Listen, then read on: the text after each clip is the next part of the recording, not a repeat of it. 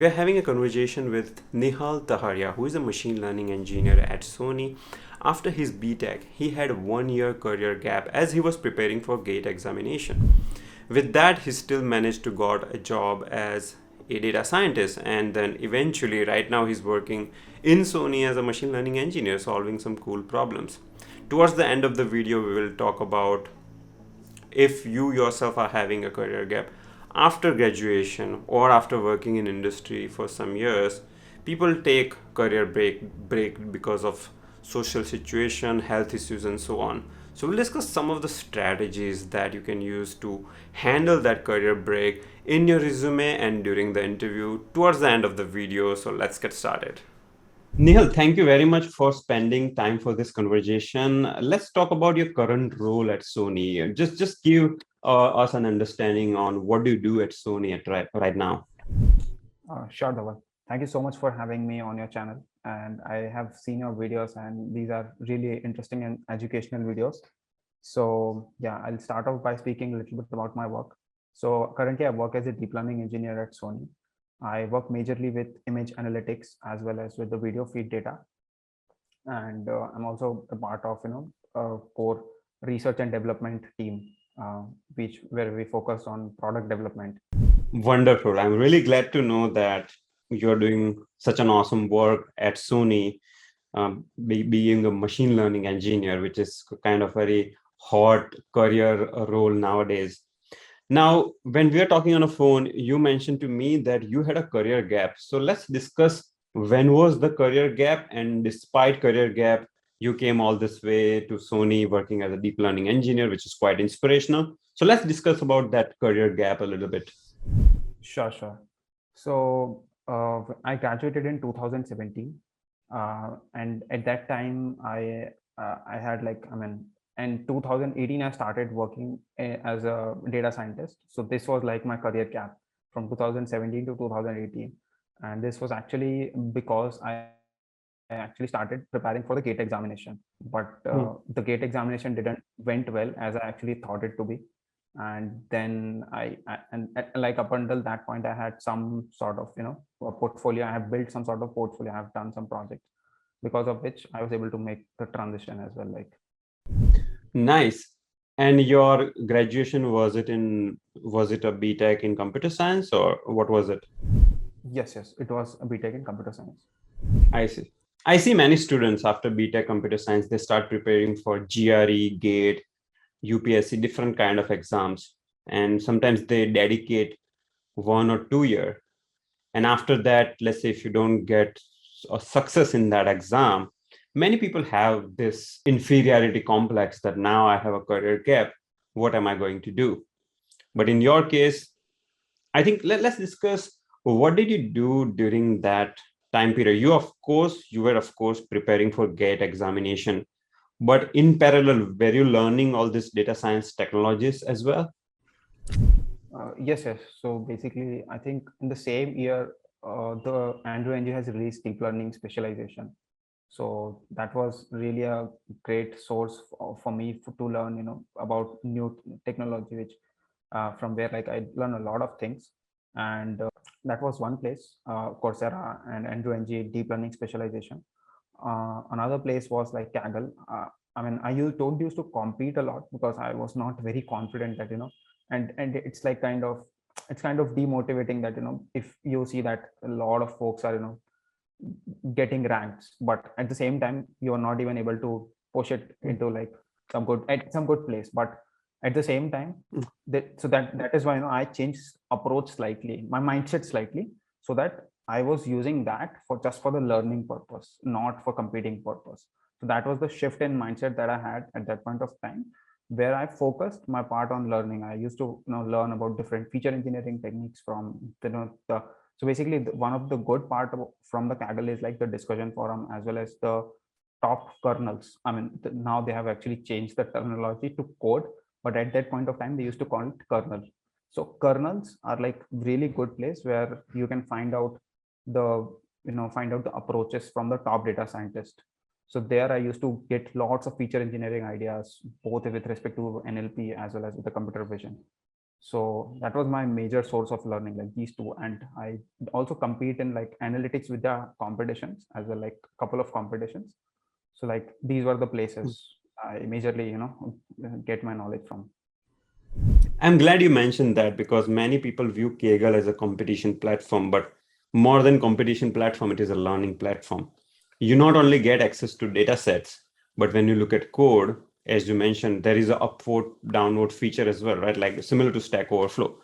So Mm-hmm. if you are, let's say, looking at some churn prediction type of problem, and you find 20 or 50 people have submitted the solution, but because of upvotes, you will get to know the best quality solution that is out there.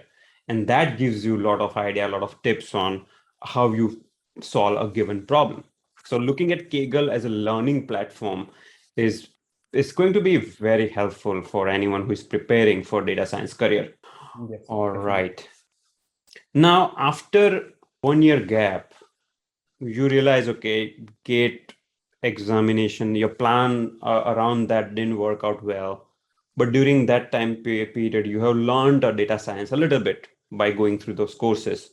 So then talk about your journey after that. Like, how did you apply for jobs? When was your first job or internship? And did you face any difficulties because of your career gap? Sure. So definitely, like the career gap is one thing which, I mean, I was asked on every company, I was asked like, what were you doing for the last 1 year? So for my case, like the answer was very straightforward, that I was preparing for the gate examination, and the gate examination didn't went well. Therefore, and but in the sideways, I was actually preparing. I was learning about machine learning, deep learning stuff. So that's why that got covered up. And so coming from, and these are the things which I have. I mean, this is how I have actually faced. I mean, dealt with the career gap question. And now from moving from there, um, so once like so the challenge was like how to get the first job or first internship. From there, I mean, I had my one of my friend was actually staying in Bangalore. Bangalore is the go-to place if you wanted to work in software engineering, or if you wanted to work in data science, or any sort of hot technology.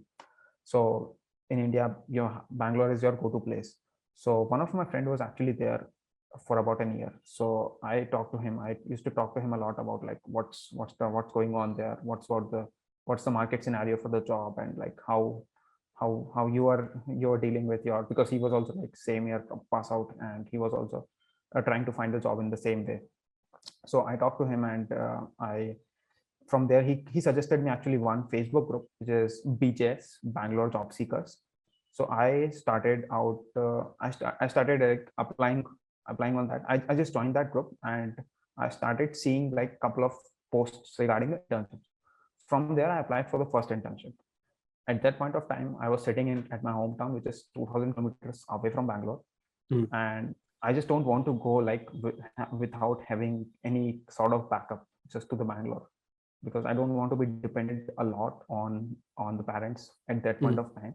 mm, So I simply started applying for the internships. Luckily, I got like one of the responses from the mm, uh, one of the HRs. So from there, she has given me one assignment, and she told that if you do this assignment, we'll schedule the face to face. I mm, said, okay, this seems to be decent. If I go to the Bangalore, at least something I have to have in hand. So but then like the assignment was completely new to what I have been learning up until that point of time. It was totally based on image processing. mm. So it took me some time to figure out how to do that. And I mean, after putting some effort, I was actually able to do it. And what I mean, the common piece of advice what I have heard at that point of time is, if you are like doing some sort of assignment, also try to write some blog post around that. So I Mm, thought that this is a great opportunity. I've solved something which is probably industry relevant in some sense, because up until that point of time, I have not solved something challenging as that. So I thought this is something, there's something industry relevant. Let's write a blog post as well. So I submitted the assignment, and the HR actually said that we'll be scheduling your face to face. Schedule the face to face, and I write the blog post as well, and I have published the blog post as well on Medium. and I thought that, probably I think I have, I won the battle. Like I just thought that I have won the battle because I have solved the assignment, and I thought that face to face is going to be just like a formality. Hmm. It's just that you will get to know the person. It's Hmm. just that who has actually done that assignment, and probably, some. Hmm. It's like now I should be able to get it. That was Hmm. all I had in mind, but that doesn't seem out to be the case. I went for the face to face, and within face to face, I mean, the interview was kind of okayish from my side. This is the first face to face interview I had, and it was kind of okayish. I thought I was not able to answer all of them questions. I was able to answer some questions, so I was not very confident. Like, I mean, I thought that then, probably it's just a fresher position, and it was an internship position, so I thought that that should be okay. I should be able to get it. But unfortunately, after some time, I received a mail from the HR that, you did not clear. Hmm. I was devastated at that point of time. I was not having, like, I mean, at that point of time, I was clueless, jobless, within Bangalore, don't have anything. But after some time, I gathered up some courage and, started more networking, started more like started reaching out to recruiters on LinkedIn, and like, I mean, at that point of time, what I have is like some experience which came out from solving that assignment, some experience which came out from the face-to-face interview that I had, Hmm. the kind of uh, so that was all I had at that point of time. So I thought that, okay, now it's the time, let's leverage on top of this, let's build on top of this whatever we had. So I started aggressively networking. I went to like a couple of, I mean, not couple of, but like more than like 3 to 4 meetups I went as well. There I tried to do the offline networking with people. I try to, ask for internships. I try to ask for internships as well. So, I mean, at that point of time, what I was doing slightly differently is that probably some of the, I mean, a lot of people who actually go out, they actually look for, directly a job. And which is Hmm. what I've seen that, for freshers, specifically for a field like data science, machine learning, it's slightly difficult for somebody to trust you on that, because Hmm. you are just fresh out of the college, you don't have formal experience, you don't have some sort of industrial experience. Okay, so it is slightly difficult for your employer to trust you. Hmm. Okay, so that is where I, slightly changed my strategy, and I was actually looking for internship rather than for a full-time job. I Hmm. thought that, okay, it's okay to go on a slightly pay cut rather than being unemployed for the next 6 months or 1 year. So Hmm. that was my mindset. So that is how, I got the first internship. I mean, after going through a lot of, cycle of this, like after going through a lot of meetups, and, reaching out to HR folks on LinkedIn, I was able to get the first internship. And from there, the first job, and now working at Sony as a machine learning engineer. Amazing. From your story, it is very clear that LinkedIn networking, going to meetups, talking to people, communicating through hackathons, through Kaggle, all of these things are very important. And physically locating to a place which is an hot area for the jobs, Bangalore is the Silicon Valley of India. I think that worked out really well. If you're looking for help in cracking data science interview, then Nihal has a YouTube channel called Crack Data Science where he posts data science interview questions in interactive format. He's pretty active on LinkedIn as well, so reach out to him if you have any questions. And repetition is the best way to build muscle memory. Nihal on his Instagram account posts daily Python Q&A type of post, which could be helpful in clearing your Python concepts. So follow that as well. All the links are in video description below. Okay, now let's move on to the next question. So after your internship, how did you get your first full-time job and what was your role? Sure. So, I mean, getting the internship part was actually the most challenging part, because I was able to, and at that point of time, I learned a lot of things, right away from the technical part as well as to the networking part. But like, Hmm. as I said, that the point where I have started out was actually assignment which I have solved. I write a blog post on that, and from there I started building, and I was able to build until the internship. And then from the internship, it's like the same process which I followed during from there before getting to the internship, from internship getting to the first full-time job. Again, I've applied for multiple companies, and I talked to a lot of folks, Hmm. and I was able to get multiple interviews. I mean, for my case, one thing which I was really grateful about is that the field was really hot. There are not lots of people which have this particular skill set, at least at that point of time, because the thing is that, I mean, the YouTube has become a hub for knowledge, and your channel is also a great source of knowledge. But at that point of time in 2018, there was not a lot of content, really good content, so that people can learn these things in a really good way, in a job oriented way, basically. So that so at that point of time, that was the case, that not a lot of people have that particular skill set. And what I have been seeing is that, because this is where, I mean, this is something which I'm talking from my experience, because one of my friends who was there in Bangalore for like more than a year, he was not able to land any sort of internship or uh, any sort of job. But Hmm. I came to the Bangalore, and it, I mean, I was able to iterate much faster than him. I was able to fail faster than him, because I was Hmm. able to network. I was able to interview at multiple places, and I was able to, from there I was able to enhance my knowledge.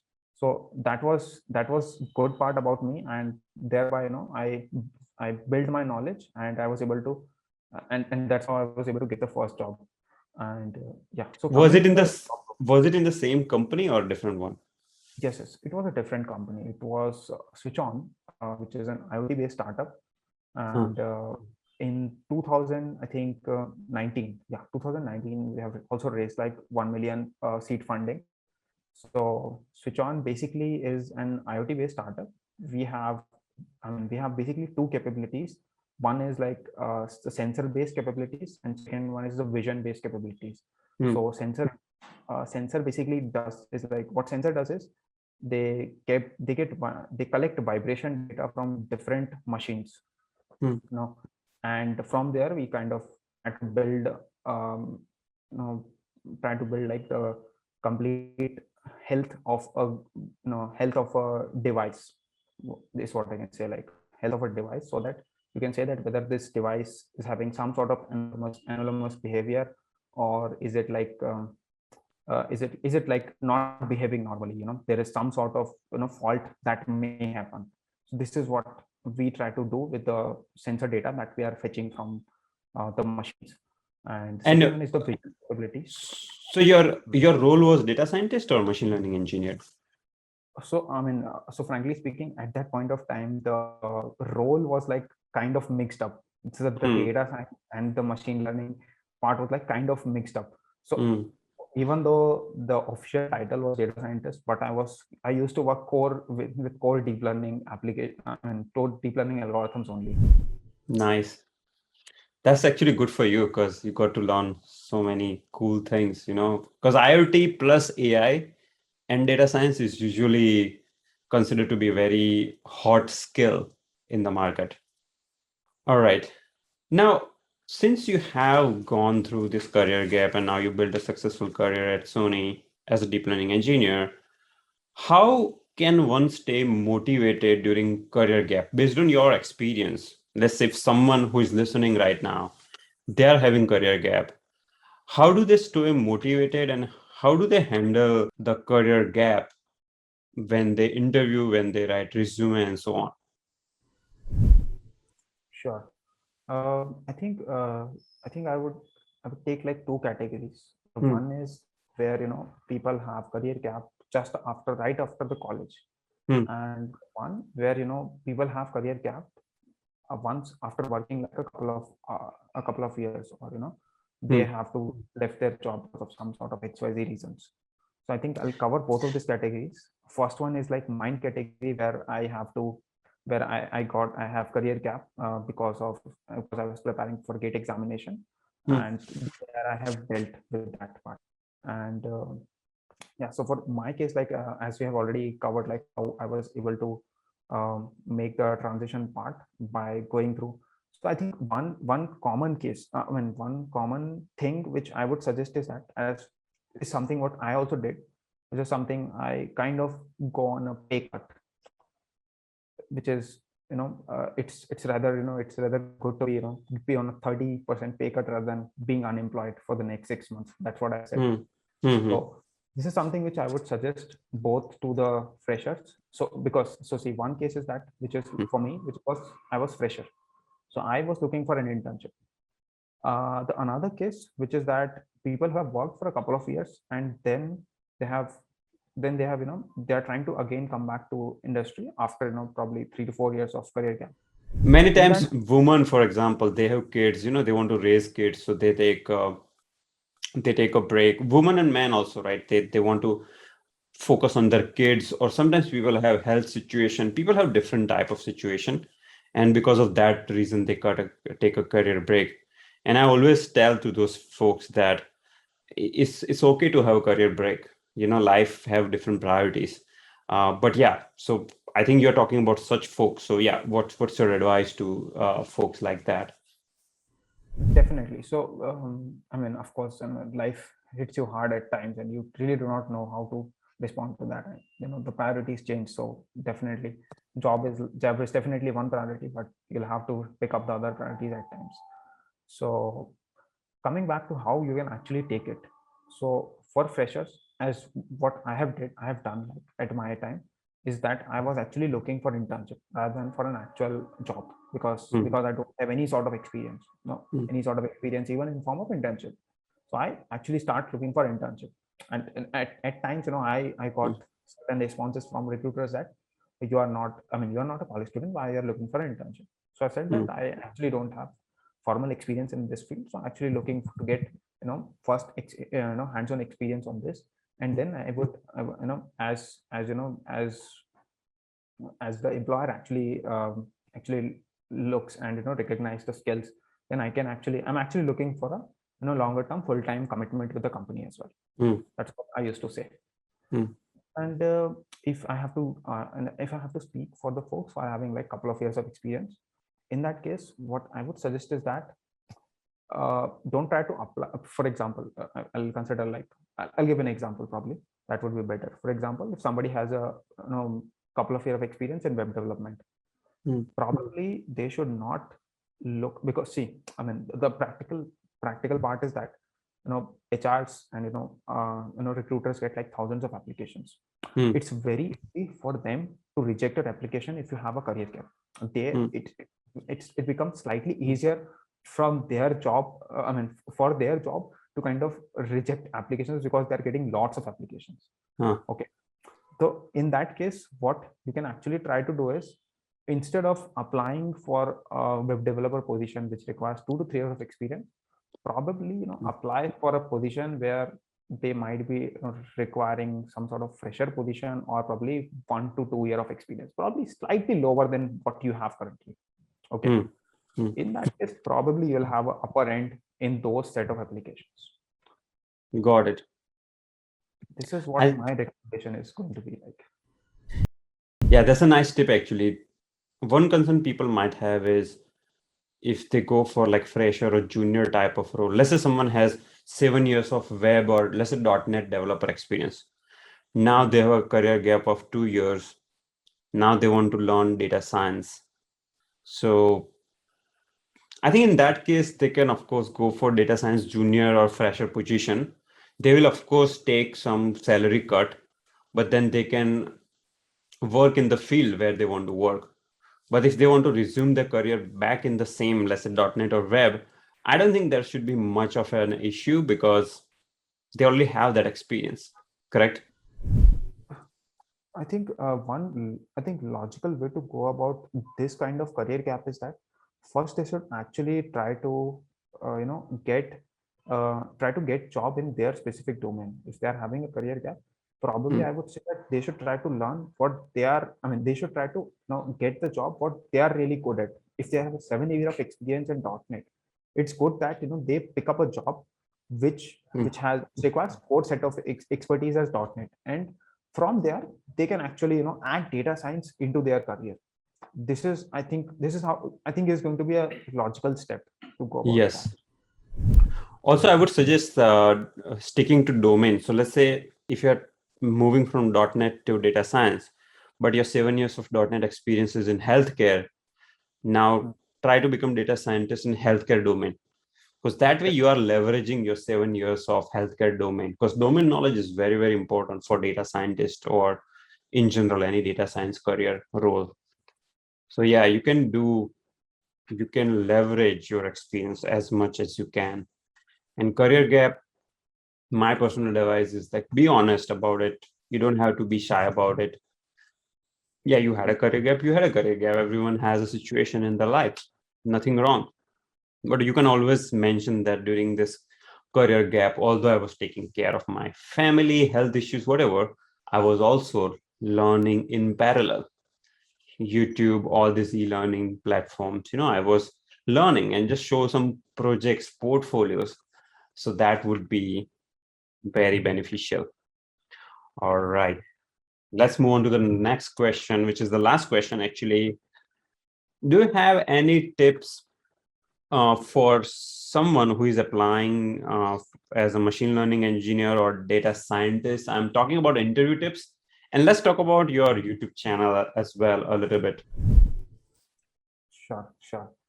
So I think one of the things which you have mentioned about like the domain knowledge. So specifically, there are like three pillars, or when you try to get into the data science, it's like the mathematical foundations and the programming skills and the domain knowledge.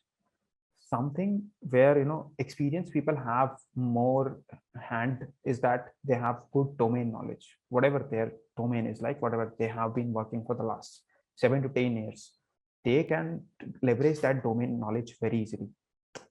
While at the same time um, for freshers, if I have to give advice for freshers or for somebody who has like couple of years of experience, I would say that you really try to focus on the fundamentals. You really try to focus on learning mathematics behind machine learning algorithms, or whatever you're trying to learn. If you're trying to learn deep learning algorithms, try to learn. Be really thorough about whatever you try to learn. It's as simple as that. I mean, and of course you have to learn like programming to some extent, but of course if you are already if you're already doing some sort of programming in your current role, as you mentioned, like .NET, or if somebody is in web developer position, or somebody is doing C++ programming, whatever, like, so the programming part is definitely there. And somebody who is already working with softwares in some capacity, they will not have a really hard time picking up the programming skills, but they will definitely Right. have to pick up the mathematical foundations behind the ML algorithms. So Yep.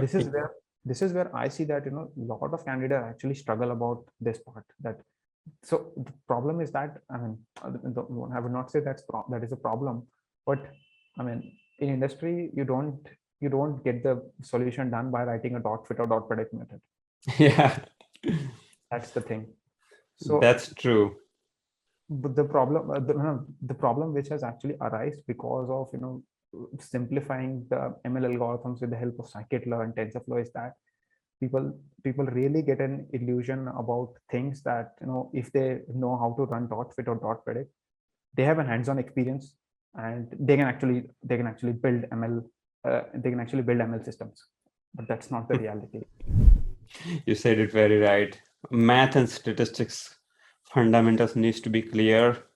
I have started a math and statistics for data science and machine learning kind of YouTube video series actually, where I'm simplifying basic concept. What is cosine similarity, for example?